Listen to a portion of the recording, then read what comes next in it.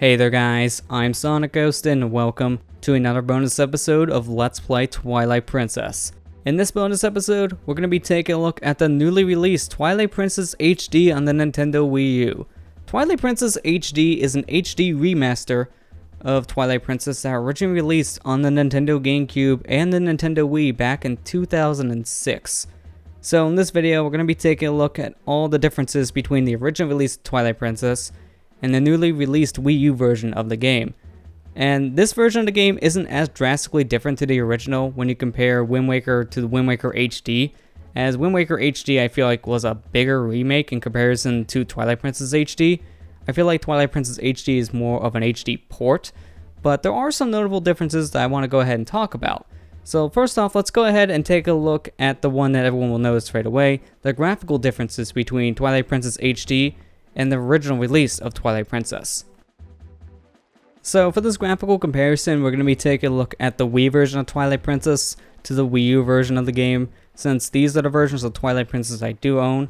And as you can see, the HD version of Twilight Princess is a lot cleaner looking. It's sharper, more crisp, and that blurring effect that was in the original release of Twilight Princess is now gone. So as you can imagine with HD in the title, the Wii U version of Twilight Princess looks a lot better. But graphically, that's not the only difference we have here in Twilight Princess. As you can see on screen, they sped up Link's climbing speed as well, which at first I thought that this is how fast Link climbed, but I went back to the Wii version and Link climbed a lot slower. I'm not speeding these clips up, that's just how slow Link moved in the original version of Twilight Princess. But climbing speed wasn't the only thing altered. The Tears of Light quest you have to do multiple times in the game has now been nerfed from 16 Tears of Light you need to only 12, so this quest isn't nearly as bad now. There's some areas you actually don't even need to go to in Twilight Princess HD for Tears of Light, so the quest is a lot more manageable now. But remember that Poe quest we had to do in the game where there's 60 of these dang things to collect? If you get 20 Poes, you get a bottle that gives you Great Fairy Tears, and if you collect 60 Poes, you get an unlimited amount of rupees every time you visit this guy's house. That's still in the game, and that's still the rewards you get, but now they not only made the quest easier, but they give you different rewards as well. They still give you the Great Fairy Tears in a bottle, and they still give you an unlimited amount of rupees every time you come here. But they also gave you 2 more items. The first one you get with the bottle after you collect at least 20 Poe Souls. So this guy will tell you, oh, you still need to collect this many, and here, I'll give you this lantern. And this is an exclusive item to the HD version of Twilight Princess, the Ghost Lantern. How this works is if you're in an area that has no Poe Souls in it whatsoever, the lantern won't light up whatsoever. But once you enter an area that has a Poe in it, the lantern will light up and it'll tell you that there's something here. It doesn't tell you exactly where it is, but it'll at least tell you that, hey, you're on this part of the map, there's a Poe here, you might want to look around. Alternatively, you can go ahead and open up your map, and now on the map you'll see in the top right hand corner, there'll be a number for how many Poe Souls you collected, and how many are total in that area. This also works for dungeons, and it's also on the mini-map here on the gamepad, so you can easily check the source whenever you want to know how many Poes you have in an area. And also to mention, the Ghost Lantern does not use any oil whatsoever, so you can use that for as long as you want to, which makes the item pretty useful if you're a first-time player to the game. But scattered around Hyrule now, when you open chests, you might be finding something other than rupees now. You'll be finding these Miiverse stamps.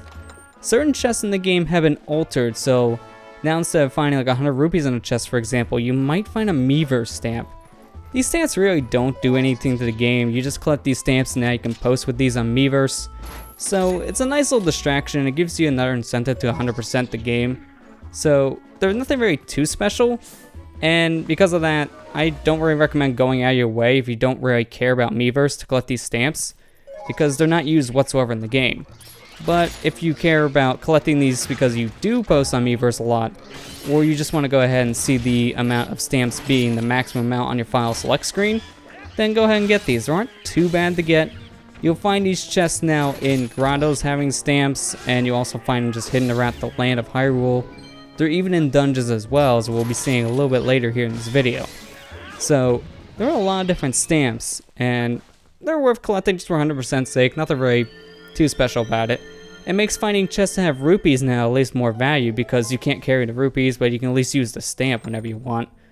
And speaking of which, now if you open up a treasure chest and you have maximum rupees in your wallet, you won't put the rupees back and have to go collect the chest again, since that was a complaint in the original version. So they altered that, and also they altered the amount of rubies you can carry. Your wallets are a little bit bigger in this version. The max wallet in the game standard is 2,000, while if you use a certain amiibo, you can get a maximum of 9,999 rupees. So they really increased the wallet size in Twilight Princess HD. Also, I want to go ahead and mention the messages for picking up rupees now has been changed, so you only get it once on your file, which means that now when you turn on your game, you won't keep on getting those annoying "you got 5 rupee" messages every time you pick up a 5 rupee. So that's a thankful change. But now you can also see in the Cave War deals that they added stamps there as well, so there's even more incentive to complete the Cave War deals. And once you get all 60 pos, you get a stamp for that as well. So there was a lot of different stamps in this game, and to be honest, these are pretty cool looking stamps. I do like a lot of their designs. But once you collect 49 stamps, the game will reward you with your last stamp of the game, which is a stamp of Minda in her true form. So that's pretty cool.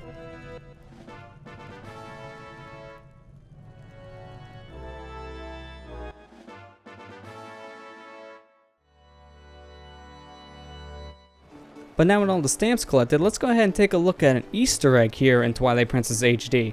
This is something they added to the HD version of the game, so you can't find this in the original releases, but remember this shop here? This is actually Mallow's shop in the marketplace once you go ahead and help him out with his side quest. But if you come here before Mallow owns this shop, you got these rich snob people owning it instead, so you have to polish your shoes in order to get inside. And once you get inside, everything is overpriced. But if you look at the walls, some of the pictures are different in the HD version of Twilight Princess. And they did this to go ahead and foreshadow a game coming to the Wii U, hopefully later in 2016.